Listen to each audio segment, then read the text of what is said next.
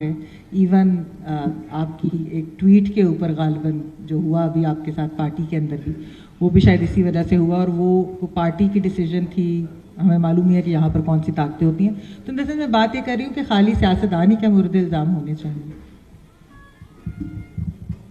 شکریہ محمد، اور شکریہ احمد بھائی. اوبیسلی آپ نے بہت اچھا ایک اوور ویو دیا. آڈینس بھی جو یہاں پر بیٹھی ہے، آپ کے اس انعماد کا جو آپ کے اس سیشن میں ہے اس کا بھی شکریہ، آپ کے یہاں آنے کا بھی شکریہ.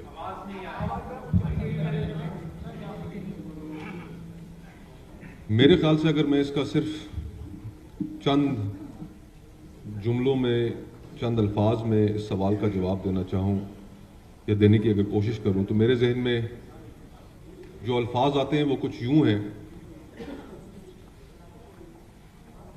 کہ آج تک ہم اپنے ملک میں یہ پرنسپل کانٹرڈکشن سالو ہی نہیں کر سکے کہ یہ ملک چلانا کس نے.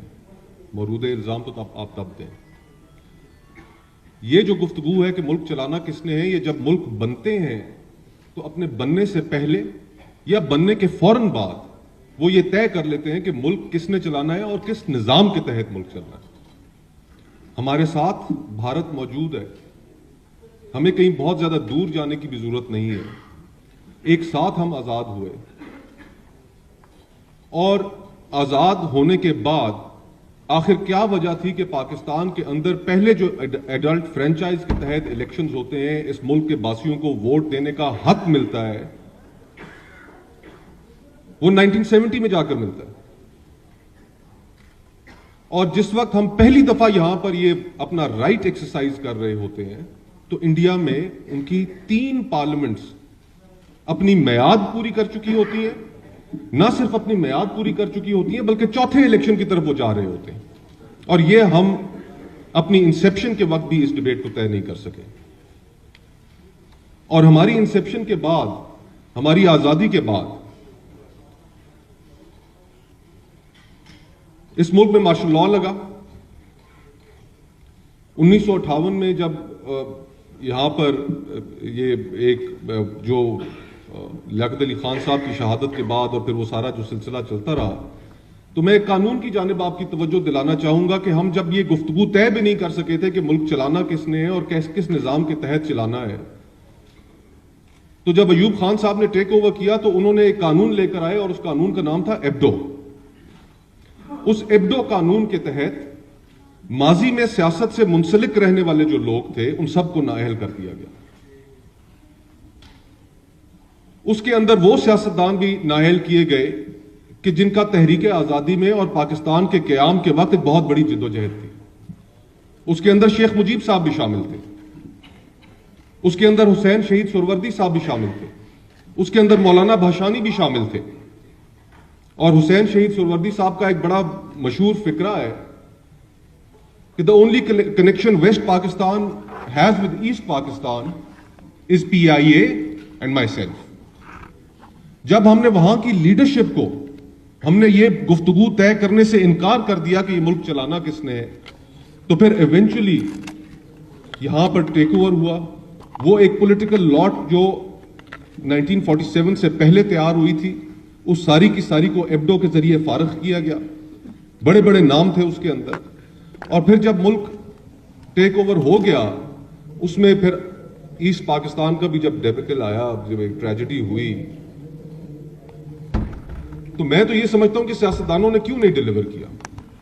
وہ پاکستان کے لیے تاریخی طور پر ایک سب سے مشکل وقت تھا کہ آپ کا ملک 2 لاکھ ہو چکا ہے، آپ کے پاس آئین نہیں تھا، آپ کے 90,000 قیدی انڈیا کی قید میں تھے، پرزنرز آف وار تھے. اس وقت بھی ایک سیاستدان آگے بڑھا اور اس نے راہ دکھائی اور اس نے واپس معاشرے کے اندر ہوپ انسٹل کی.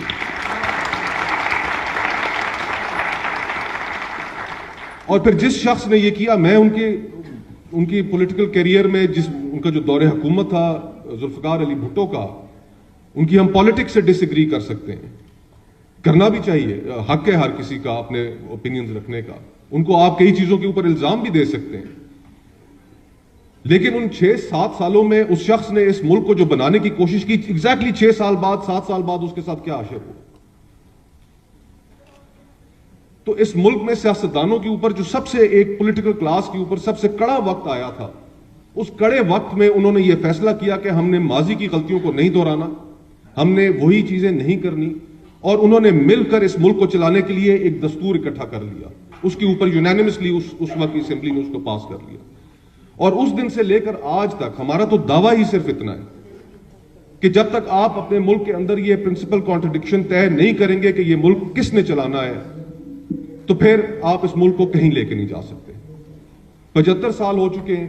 ان 75 سالوں میں ہم نے ڈائریکٹ ملٹری انٹرونشنز دیکھی ہیں, ہم نے انڈائریکٹ ملٹری انٹرونشنز دیکھی ہیں, ہائیبرڈ کا ہم نے نظام دیکھا ہے کہ ایکسپیریمنٹس در ایکسپیریمنٹس. آپ سے خدا را ہماری جو اسٹیبلشمنٹ ہے, ہماری جو فوج ہے, ہماری جو انٹیلیجنس ایجنسیز ہیں, ان سے ہماری فقط درخواست صرف اتنی ہے کہ خدا را ایک دفعہ اس تجربے کو بھی کامیاب ہونے دیں کہ اس ملک کے لوگوں کو آزادانہ فیصلہ کرنے دیں کہ وہ کس کو حکومت دینا چاہتے ہیں.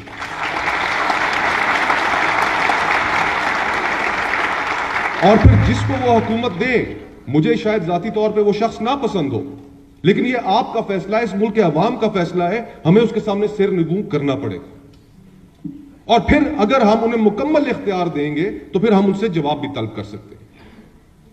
عمران خان صاحب آن ریکارڈ ہیں, پچھلے 3.5 سال جس طرح گزرے, ان کی حکومت کے اندر جو انفلوئنس تھا ہماری اسٹیبلشمنٹ کا, وہ ہمارے سامنے موجود ہے.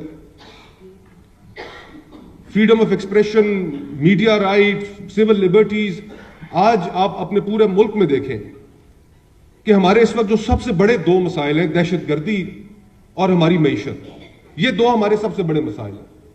اور ان 2 مسائلوں میں میں بطور سیاستدان یہ ایڈمٹ کرنے کے لیے تیار ہوں کہ ہمارے کوئی کیے ہوئے فیصلے امپلیمنٹ ہی نہیں ہو سکتے.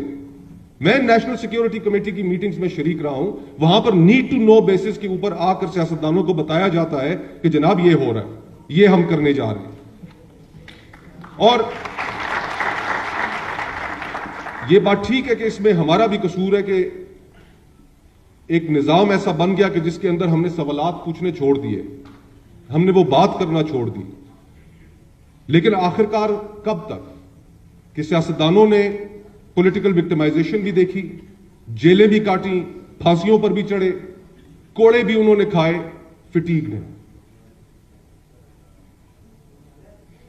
ہمیں اگر اس ملک کو آگے لے کر جانا ہے, اور آپ کا جو سوال تھا, میں یہی سمجھتا ہوں کہ ہم جتنی جلدی اس ڈیبیٹ کو طے کر سکیں, 75 سال میں ہم نہیں کر سکے, اور مزید اب ہمیں لگتا یہی ہے کہ ہم اگر اسی طرح چلتے رہے تو انفارچونیٹلی لاجکلی اس ملک کو, اس ملک کی معیشت کو, اس ملک کے مسائل کو حل کرنا ممکن نہیں رہے گا. شکریہ. Thank you.